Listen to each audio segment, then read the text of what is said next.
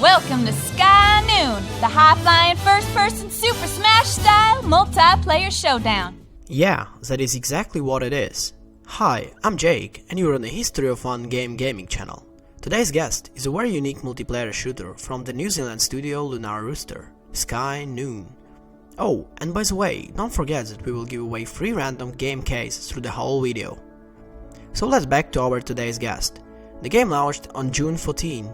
The studio has been operating since 2016, which consists of only 6 people. For a long time, the guys worked on something interesting that could draw attention to indie game and collect an army of fans.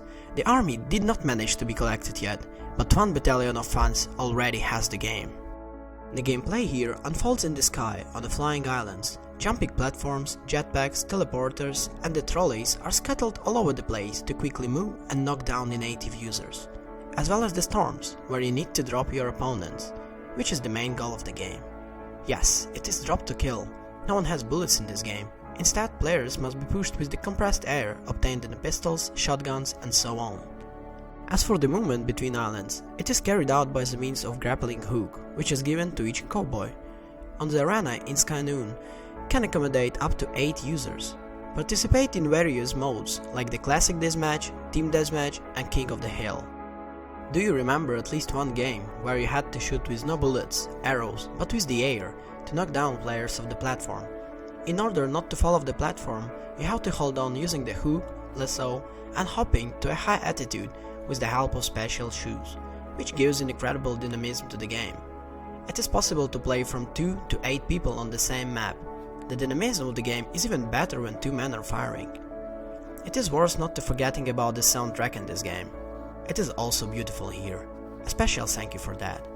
Cartoon graphics and drawing heroes at the high level too. On early access, the game has no problems with drawing, bugs, optimization, there is nothing to dig. But here is what the game bothers you in a half an hour. That is the problem. Game is interesting, it's good, but you get used to it very quickly, because of the lack of user development, that you simply throw you the game into the corner of your Steam library.